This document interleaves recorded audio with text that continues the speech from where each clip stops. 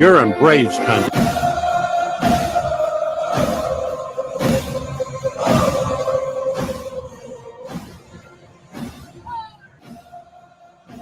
Welcome in.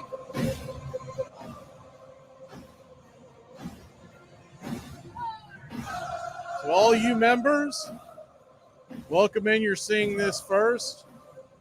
This will drop opening day, but for you members and future members, you're going to get access to Braves Country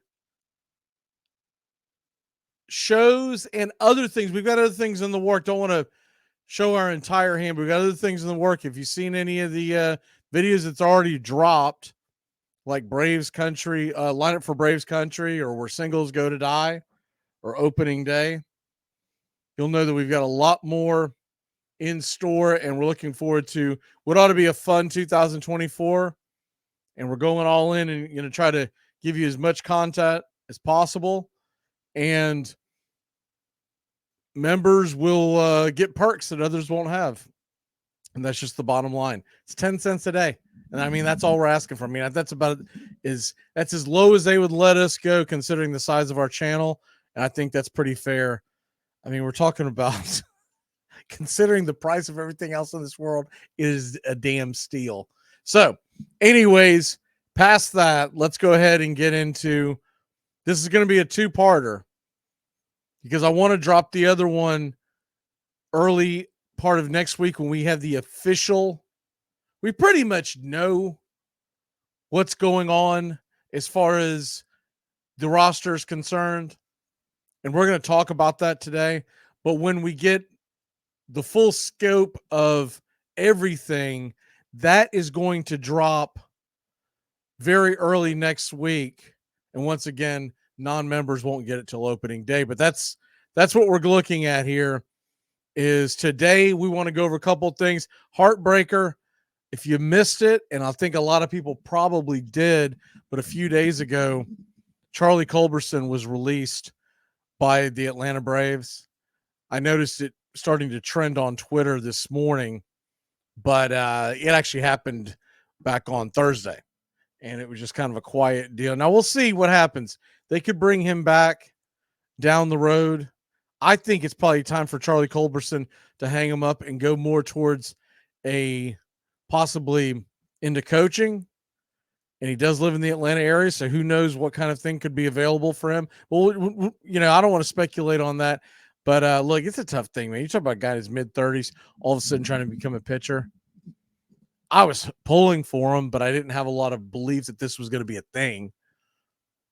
I mean, this is a craft that guys flat out have to work on their entire lives. And to think that you're just going to roll out of bed and become a starting pitcher or, a relief pitcher, it's not likely. But it would have been a really cool story. Not saying that it's over. Maybe Charlie wants to work on it for a year and come back, and you never know. But as of right now, that dream is essentially dead. And we'll see if he pops up elsewhere. He could always sign somewhere else as a bench piece. There are teams that would give him a chance of that. I just don't think he wants to travel and live outside of the Atlanta area at this stage in his life. He's made a decent amount of money over his Major League Baseball career. He's got kids in school, and of course he's married, and they all live in the Atlanta, Georgia area. So that's got a lot to do with where Charlie's going. So we wish him well. I hope to see him in some capacity a part of the Braves country family, and maybe that's a front office position. Maybe it's something where they groom him to learn on the job type of thing. But anyways, Nolan Kingham was also released on Thursday, and a couple other things that you may have missed. Probably not, but you may have missed it. Bryce Elder and Wasker both were optioned to the Gwinnett Stripers, our AAA affiliate. I doubt that's the last you see of either one of them this year. Bryce Elder, I think, would be the heir apparent to taking over the number 5 slot. If either Ronaldo Lopez scuffles, which is very possible because his relief numbers are much better than his starting numbers. Or the other obvious thing is he's only thrown around 70 innings the last few years. And to expect him to go all of a sudden go out there and throw 150 innings, that's highly unlikely. So I think what they're doing, and it was the smart play, as most of the things the Braves do nowadays, it's a lot easier to have a guy go out and get stretched out to be a starter at the beginning of the offseason, or going from the offseason to spring training, and in spring training get him stretched out.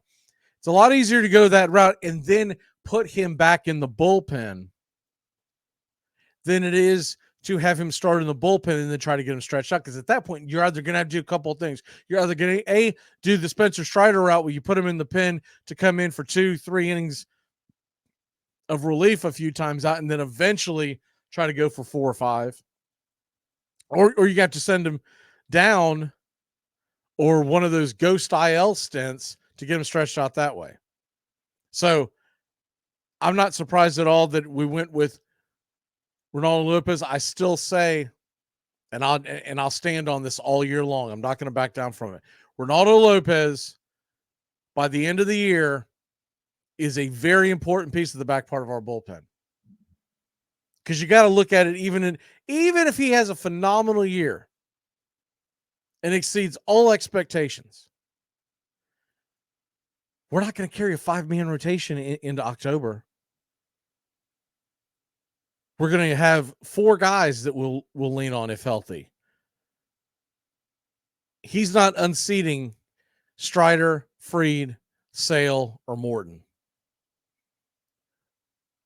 But if you look at his splits, and we've done this in previous videos, so we won't go over it again.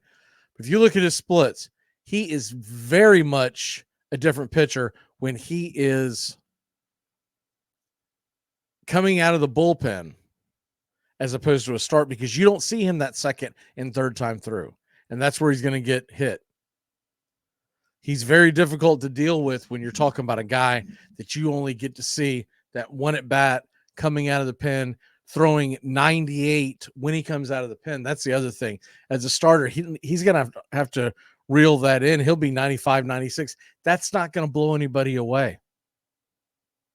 So we'll see how it works out, how far he goes. I figure he probably gets an honest attempt to pitch April. And then at that point, sometime in May, I still say it's going to be Bryce Elder getting the bulk of those starts. I do believe SS AJ, as we like to call him here, AJ Smith-Shawver, I think he's going to have a handful of starts plus this year. I think you could see him get as many as 10 starts, assuming everyone's healthy. I'm not talking about rushing to action. I think you could get him around 10 starts this year, because I do believe that he will be a major part of the 2025 plans. Because let's be honest, unless the news breaks during this video, Max Fried is still a free agent. And if he's still a free agent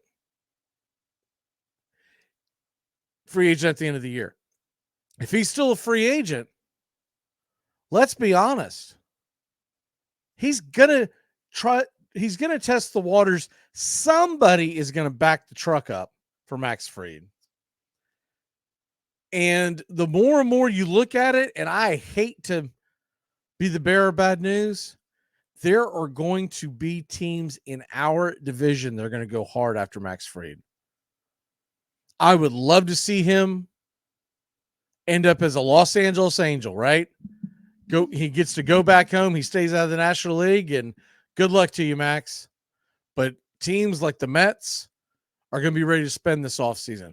Teams like the Phillies, depending on how they fare this year, they will be backing the trucks up as well. And then, of course, you have all the other usual suspects. At some point, you would think the Red Sox would start spending some money, but I don't know. And then, of course, Yankee, the whole 9 yards.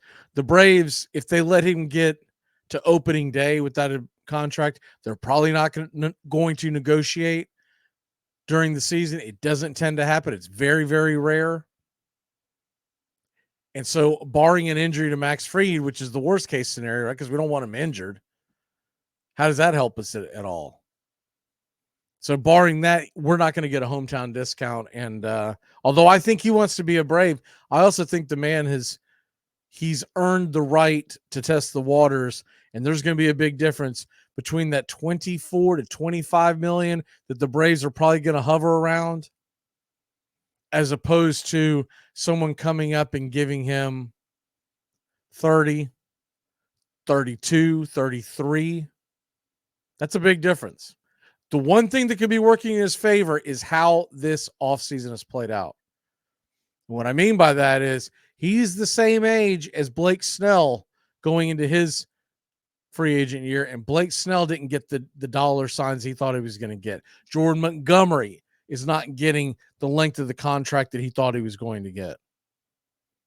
So all that could play into it, but outside of that, we think it's probably the last ride, which means Shawver and Hurston Waldrop, get used to that name. You're going to be hearing it a lot during this season. Hurston Waldrop has got phenomenal stuff, but he only threw in like 8 games in the minor leagues last year. Before that, he was a college pitcher at Florida. They're not going to rush him into action, not a first-round draft pick, and ruin him. So Hurston Waldrop, I've got big plans for, big ideas for, but I think that probably starts in 2025, and he may not even break camp with the team in 2025. He could, but he would have to have a phenomenal year down on the farm. You can't just look good on the gun, and you can't just look good to the eye, because as far as the eye test goes, he is phenomenal. I've watched him throw 3 games in the spring, and I've watched him throw 4 of his appearances last summer. I watched. He's phenomenal. I went back and watched some of his college baseball tapes because I wanted to see. He's unbelievable. There was an argument being made that he was better than Paul Skeens. I don't think that's necessarily true, but there was a fair argument at one point during the college baseball season last year. But even with that being said, they just don't rush into these things. And why would they? So, Huascar Ynoa, that's going to be a fun one to watch. I think Huascar Ynoa, probably more of a bullpen guy at this stage, but don't be surprised if Huascar Ynoa gets a start here or there this year, maybe even if it is just as an opener type thing, and see how far he can go. I think you're going to see Darius Vines. I think he's going to have a big time say in what happens this year in the starting rotation. Remember, we'll be getting Ian Anderson at some point. Alan Winans. We don't really talk about him much, but he pitched well, and he is still in the Braves minor league system. And when you look at all these guys, Ray Kerr is another guy who now he's a bullpen guy, but if they can get him figured out, his velocity is unreal, and he's a left-hander. Once again, they signed him or made the trade for him and got him under control for the next 3 or 4 years.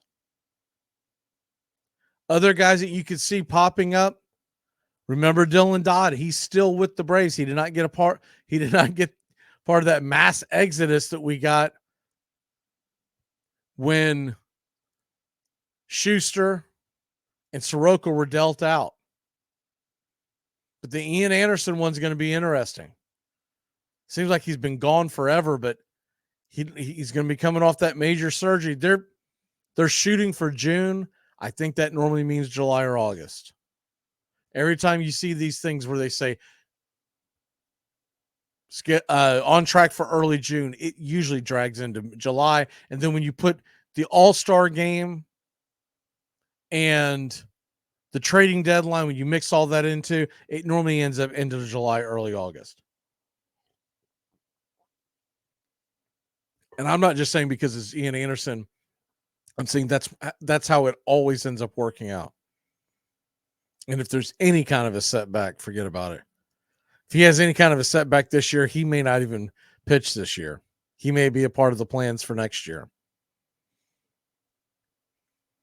So that's what we're looking at right now as far as the starting rotation heading into the season. It's pretty much in black and white right now. We pretty much know how it's going to go down. You're going to have Spencer Strider, Max Fried. I would say they'll probably go with Sale in game 3 because they're facing the left-handed bats of Philly. I did not think of one thing, though. So we've talked about how Ronaldo Lopez is going to be lined up now to pitch in Chicago against his former team, the White Sox, in the opening series there. If you decide you want to go lefty or righty-lefty, righty to Morton, and then lefty to Chris Sale would be pitching opening day for the Chicago White Sox versus the Chicago White Sox in their stadium. Their opening day is Monday, April 1st. And wouldn't that be something? Back-to-back days of two former White Sox pitchers. Look, it's more important to win the games against Philly, but that could be something that plays into their decision. We've seen it happen before where the Braves will manipulate the starting pitching to let guys pitch it. Sir, I don't really think that comes into play with Chris Sale. He's not from Chicago. He's from Florida. And it's not like he just came from the White Sox. He's been gone for a while. But it is an option. How I believe it's going to be, I've been talking about this all off season. I believe it's going to be Strider, Fried, Sale. Then we'll hit the ground running in Chicago with most likely Charlie Morton and then Ronaldo Lopez. But you could let Ronaldo Lopez get the opening day nod in Chicago and go Lopez to Charlie. Doesn't really matter. And then, of course, Strider would come back around on an extra day's rest. And then that would set up for Max Fried to take the ball on opening night in Atlanta against the Arizona Diamondbacks that Friday, and he would have an extra day's rest. So there's a couple of ways you can go there. And, I know some people were up in arms that felt like Max Fried should have been the guy that got the number one start. Look, that began in the offseason. And I remember having these arguments with people. I was like, telling you it's over. The torch is being passed. All the Braves beat writers will tell you some line of bull about how it's not. It is a metaphorical torch being passed to Spencer Strider. But then the other thing is, if you don't get the opening day nod in Philadelphia, you do get the opening day nod in Atlanta. So you don't really lose on that account for the individual player. Welcome back, Adam Duvall. How fun is that to see him back? One of my all-time favorite Braves players. I've liked the fact that he's got the versatility. He's always been a team player. He's always played outstanding. And the fact that you can give him days in center field to give guys like Michael Harris the day off. He can play right field, obviously, and he can also play left field. Now, I think he's traditionally, throughout the season, going to be platooning with Kelenic, who's starting to hit the ball much better. Very impressed. Went back and watched his most recent game, and I'll tell you what, very impressed. I actually watched that game a couple of times, but he's swinging the bat well. So you got him. You've got Duvall. And it looks like how they're going to go right now. It'll be Luis Guillorme on the bench. So you get your backup infielder. David Fletcher sent down to the minors. Remember he passed through waivers on the minors right after the trade they sent him down there. So they had planned this all along.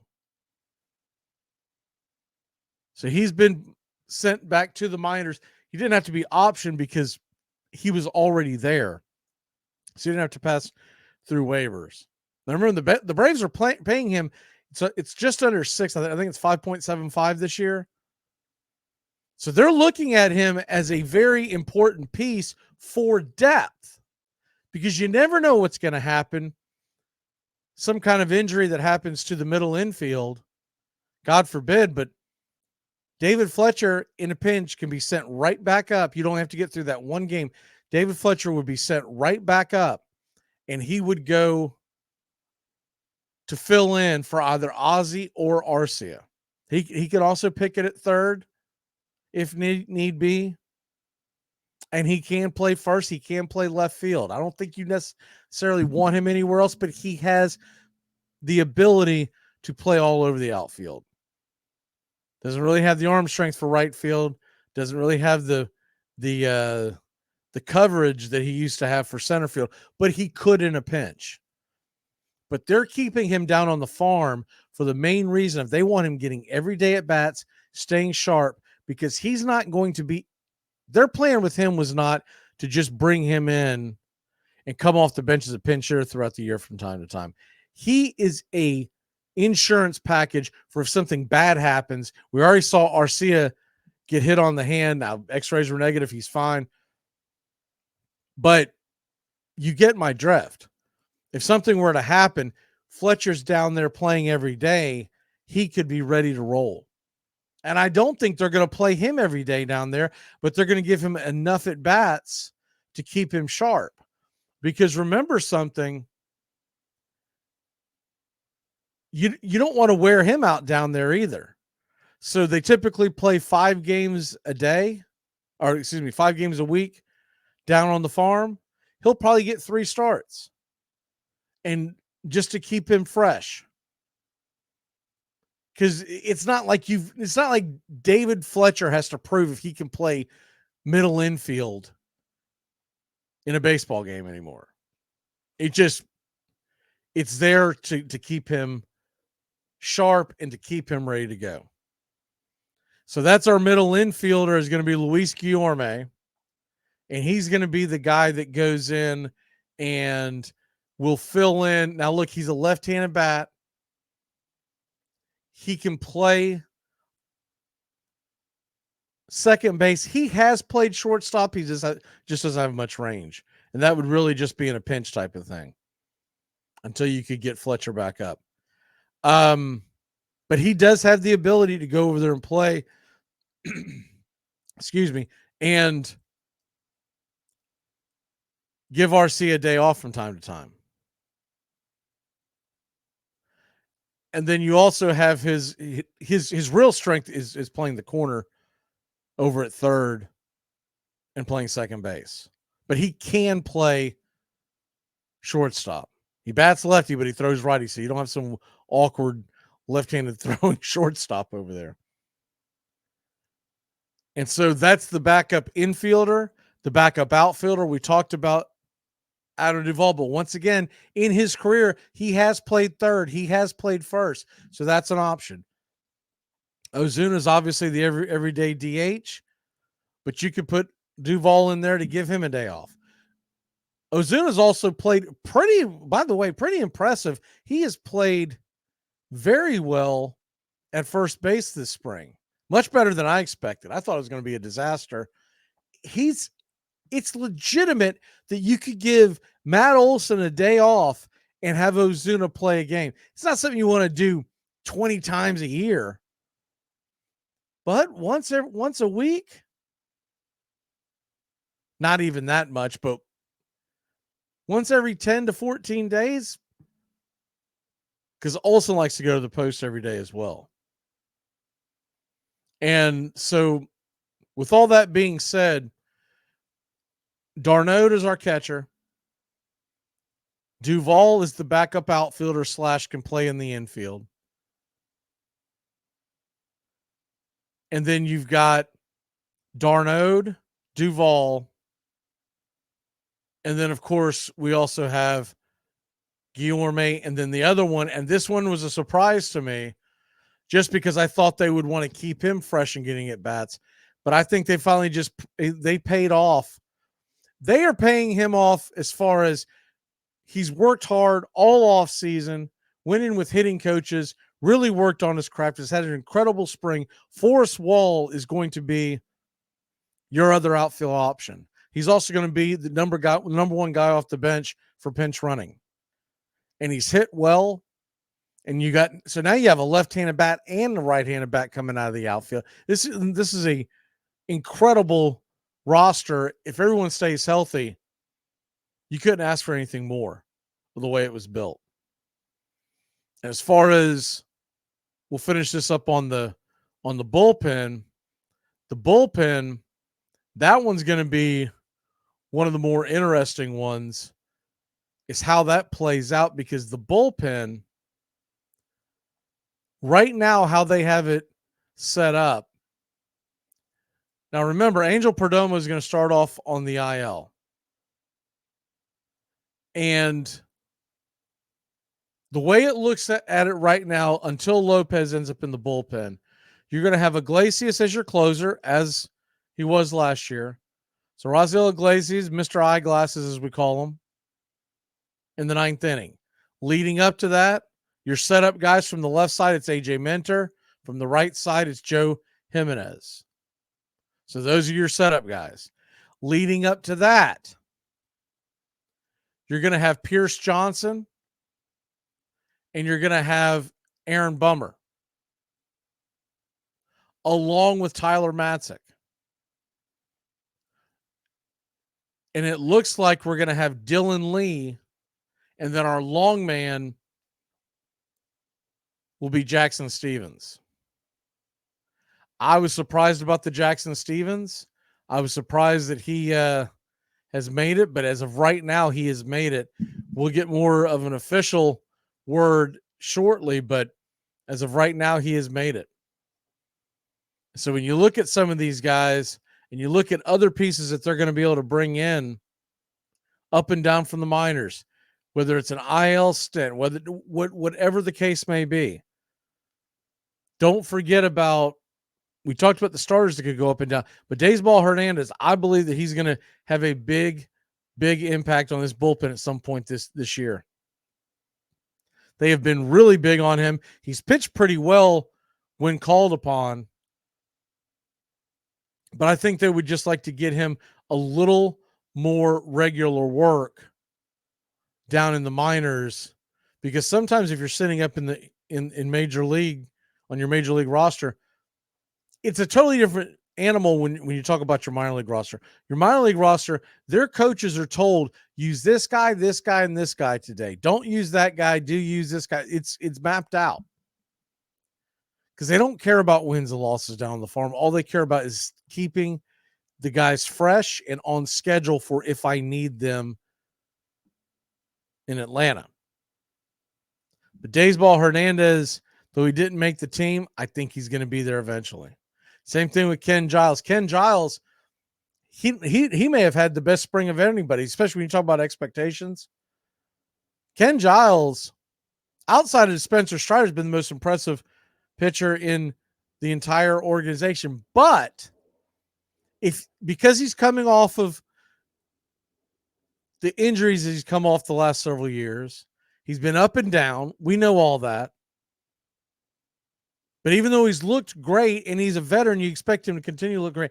They want him to get built back up so that when they do finally call upon him, there's no question that you can use him on back-to-back days. Maybe you need to use him 3 times in 4 days. They need to know that he's ready to roll. So that's why you're not seeing Ken Giles break with the club. But he is just like Daysball Hernandez, those guys are going to be ready to be called upon at any moment. And we're going to go ahead and hit one more thing on this. I want to look at real quick the beginning of the schedule. We already kind of laid out the fact that they're going to go to Philly. They're going to go to the White Sox. And then they're going to be at home against Arizona for 3. That's April 5th through 7th. And they're going to be at home against the New York Mets for a 4-game series. 3-day games, Monday, Tuesday, Wednesday, and 3 night games and a day game on Thursday, April 11th. And then that's when they'll head off to another road trip. This is all for the month of April. They're going to be at Miami for 3.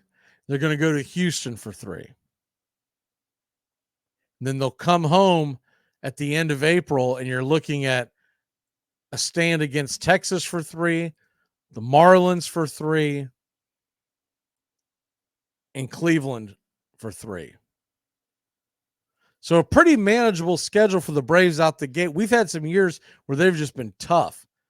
And it doesn't matter what it looks like on paper, you're still going to have to win the games.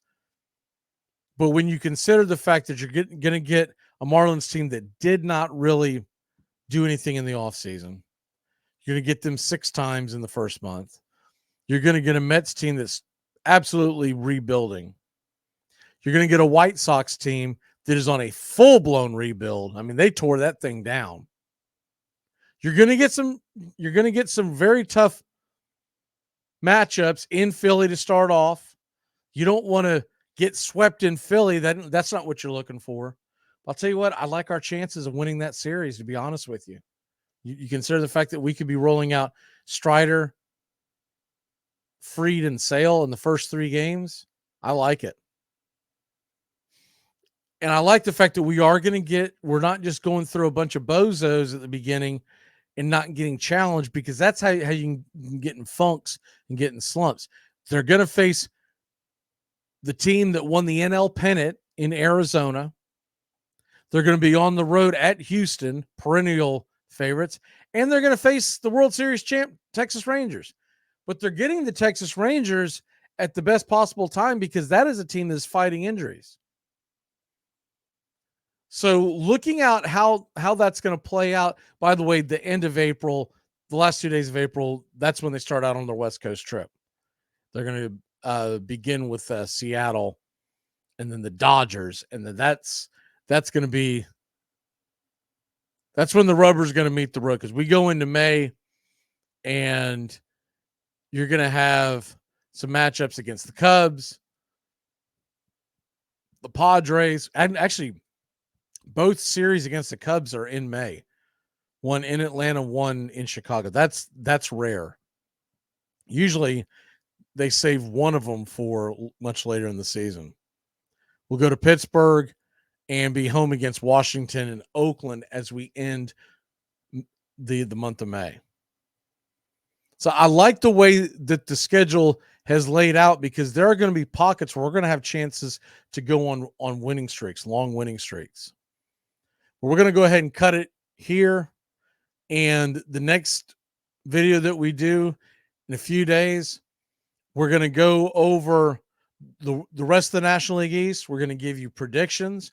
We're also going to give you our season-long bets. I do a lot of season-long bets, and a lot of folks are always interested in where I went. I had a pretty good win percentage last year on the season-long bets. At 75%, we went 3 of 4 on the season-long team bets. And we actually, now last year, we took 10 personal bets, meaning 10 on personal individual bets. And we hit 7 of those. So not too shabby. 70% on the individual plays, 75% on the long plays. The team win totals and all that kind of stuff, we're doing more of those this year, because I just feel like that they're a little more there's usually more to pick from on most of your apps. But I'm looking forward to a great 2024 also. Not only do you need to get folks to sign up for the country club, because let's be honest, the more of us that are in this, the more fun we're going to have. The other thing that you may not be aware of, you may not paid attention to, as we're getting back into the baseball side of it, going forward this year, almost every single game is going to be a live pregame show and then a live postgame show. The postgame shows, you'll notice, will have a separate feed to them. And the reason why we're doing that is because people that want to catch the postgame show the following day, as a lot of folks will want to catch up on what happened, didn't have a chance to watch the game. I don't want them to have to go through a 3.5 hour video of our live game feed. So the plan will be to do this. We're going to start the feed. The pregame show will come on the same stream that the play-by-play will come on. And then once the game ends, we're going to kill that, fire the pregame show up, or excuse me, postgame show up, and we'll go right into it. I'm not going to have you sitting around waiting. We're just going to go right into it. And the hope is that folks will find it more and more easily each time. But I'm not going to have a long wait where you're waiting 5-10 minutes waiting for everyone to join in. It is what it is. We're going to end the game. We're going to start the pregame, the postgame show, and away we go. So Braves Country today, when we reference that is the pregame show that's coming on the same stream as Braves Country Baseball. Braves Country tonight is the postgame show. And you'll see 2 streams scheduled every single game, almost every single game, for the pregame and the postgame and the actual game itself. The only game that I know of in the near future that we won't have a pregame show, Monday, April 1st, and it's not a gotcha moment on April Fool's Day. It's just the way it lays out. Monday, April 1st, the Braves are in Chicago to play the White Sox. It's a 2:10 first pitch. I typically get off work around 2:30. Now I'm going to rush home. My plan is to walk out the door at work at 2:00. But I've got a little bit of a commute to be able to get from my morning job on Mondays to my studio. It's about a 20-30 minute hike. And so we're going to be burning rubber going up the road. I'm going to have everything ready to roll. The hope is I'll get here by the first inning. Hell, I might even get here by first pitch if there's any delay whatsoever. But I hope to get here by the first inning, and we're just going to fly into it. And I might even pop in and say, hey, guys, I'm here. You got to give me a second. But we'll be ready to roll. But obviously, there will be no pregame show because I won't physically be in the studios to do the pregame show. But other than that, the plan is to do pregame show for every game. The only games that I won't do a postgame show for, I have to get up extremely early on Tuesday mornings if it is a late start on a Monday game or a late finish. Let's say a game goes into 13 innings. There may not be one there, but I don't see too many of them laid out that way. And we'll obviously give you a heads up if for some reason, the game's going to go late. But for instance, when we take that first long trip out west, Monday, April 29th is a 9:40 first pitch. I got to be up at the crack of before dawn. As we always say, the crack of ass. I got to be there super early. My plan is to still do the game, guys. I'm going to take a nap before the game. I'm going to take a nap after the game and try to get my faculties back together on Tuesday/Wednesday. But other than that, if they're playing on the East Coast, Central Time, the plan is to be here for pregame and postgame. So that's new for 2024. Before the pregame show was pre-recorded from our 3 to 5 show. No more are we doing that. And we weren't doing post-game shows. I think there's some value in a post-game show. Oh, and the post-game show, I can't remember if I've mentioned this recently, but the post-game show will have a live open phone line. I would do it on the pregame show. The problem is the time constraints, and I don't want someone to have I don't want to have to cut someone off in the middle of the conversation. So open phone lines on post-game. Y'all have a great one. I've taken enough of your time. We'll see you for part 2 of Braves Country 2024 in the very near future. Keep an eye out for it. It's going to be dropping in the next few days.